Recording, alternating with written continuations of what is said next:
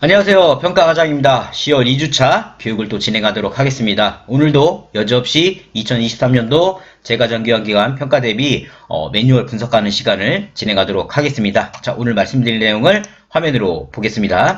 오늘 말씀드릴 내용은 뭐냐면 화면에 보고 계신 것처럼 직원 변경입니다. 직원 변경. 말 그대로 이제 근로자가 바뀌었을 때 그 부분에 대해서 우리 수급자에게 안내를 했는지 또는 보호자에게 안내를 했는지 또는 근로자에게 당신이 일해야 되는 수급자에 대해서 설명을 했는지 이런 부분을 이제 물어보는 항목이라고 봐주시면 되세요. 점수는 4점이 배정되어 있으시고요. 난이도는 중정도 보시면 돼요. 중정도.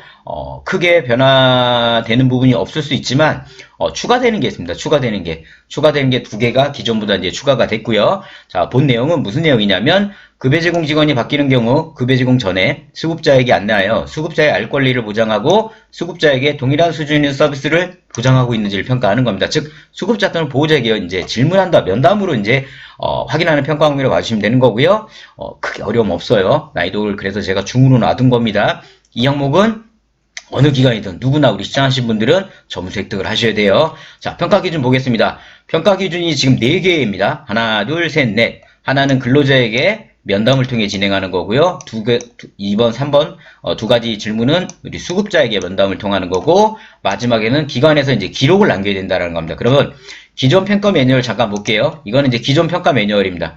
기존 평가 매뉴얼 원래는 수급자에게 면담하는 거 2개만 있었어요. 우리 급여제공 직원이 바뀌는 경우 급여제공 전에 새로운 직원을 소개를 받으셨는지 수급자에 물어보고 두 번째는 그러한 급여제공 직원이 동일 수준 이상의 급여를 제공하고 있는지 그렇게 받으셨는지를 우리 수급자 또는 보호자에게 물어봐서 받고 있습니다. 그러면 점수 획득. 이걸로 끝났는데 이번 2023년도 평가에서부터 적용되는 거는 보이시는 것처럼 1번 파란색 보이시죠? 새로 변경된 겁니다. 1번과 4번 항목이 새로 추가된 거라고 봐주시면 되세요. 그럼 하나하나씩 좀 볼게요.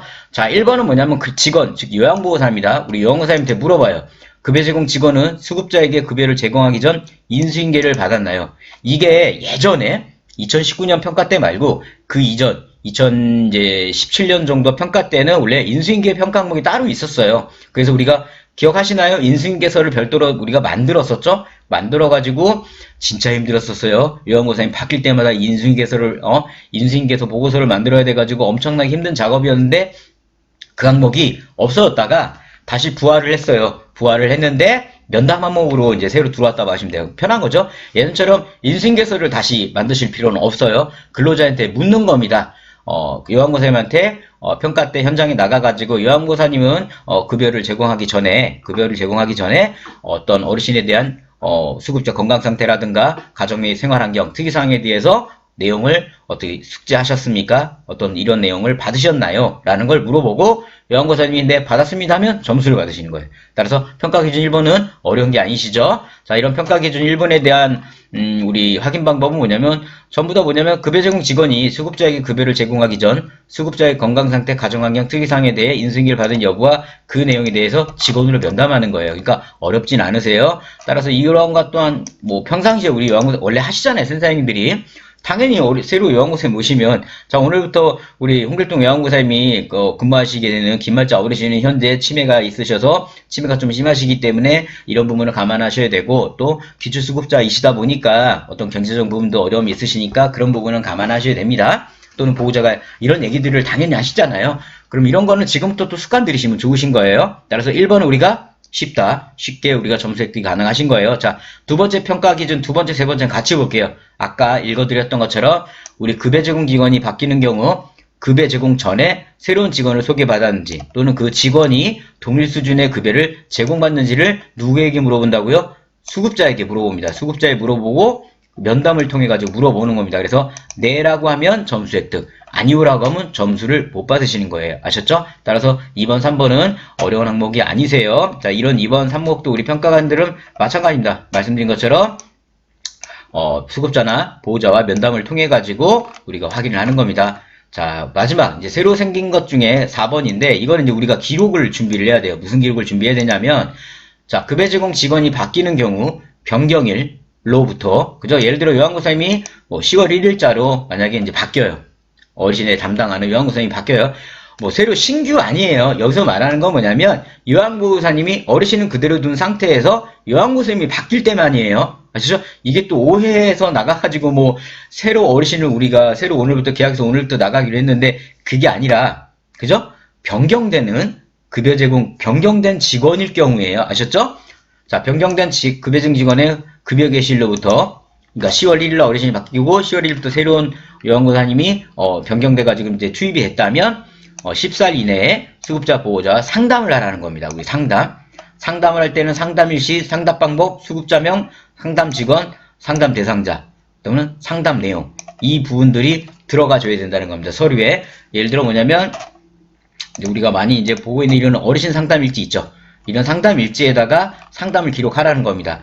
상담을 이런 데다가 상담을 해서 이런 상담 기록을 남기라는 거죠. 남기라는 겁니다. 아셨죠?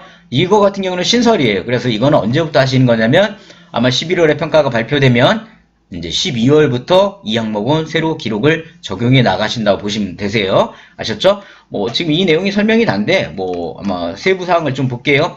자, 시설장이나 관리자가 변경된 직원이 급여를 개시한 날부터 토요일 공휴일 포함 10살 이내에 유선 또는 방문하여 상담을 실시하였는지 기록을 확인하며 상담 내용에는 직원이 변경되고 제공받아 급여된 수급자의 의견이 포함되어 있어야 합니다.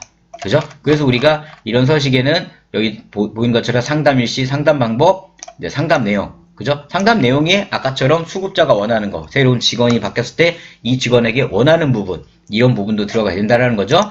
따라서 이런 부분 또 응용편에서 제가 자세히 말씀을 드릴 거고요. 지금 매뉴얼 분석 시간에서 우리가 급여 제공 직원 변경이 예전에는 꿀점수였는데, 그죠? 면담 2개로 점수 4점이 획득이었는데 지금은 2개가 더 추가가 됐다. 면담 하나가 더 추가가 됐고 이제부터 기록을 좀 해야 된다라는 거, 기록 항목이 추가됐다는 거, 이렇게만 좀 봐주시면 되세요. 자, 오늘 우리가 또 평가번호 25번이죠. 직원 변경에 대해서 알아봤습니다.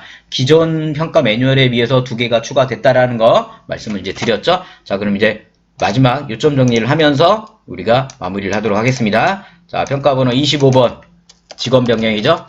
자, 보겠습니다. 점수는 4점이죠. 난이도는 제가 중2라고 말씀을 드렸어요. 어려운 항목이 아니세요. 3개는 면담. 면담은 뭐라 했습니다. 지금은 할 거 없다. 그죠? 지금은 할 거 없다. 서류를 할 거 없다라는 거예요. 지금은 할 거 없지만 그래도 요양보호사님이 바뀌거나 할 때는 인수인계 부분은 당연히 우리가 지금 얘기하고 있는 거고요. 또 새로 맡아야 될 어르신에 대해서 설명은 지금도 하고 계시잖아요. 그 부분은 충분히 하시되 기록은 지금 뭘 할 게 없는 겁니다. 단지 한계는 기록이죠. 뭐죠? 그러니까 급여 제공 직원이 변경 시에만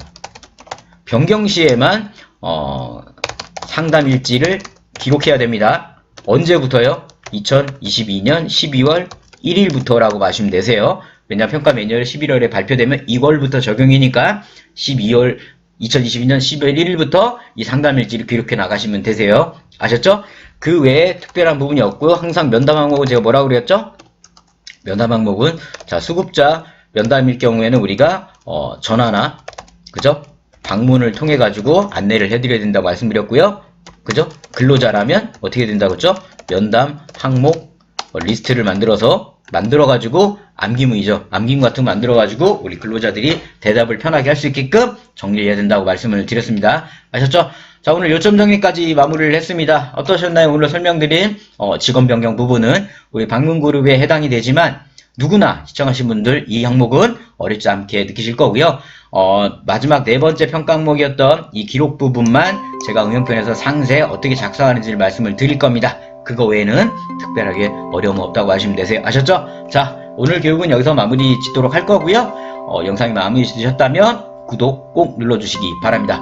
남은 하루 좋은 하루 되시고요. 저는 다음 시간에 또 인사드리도록 하겠습니다. 감사합니다.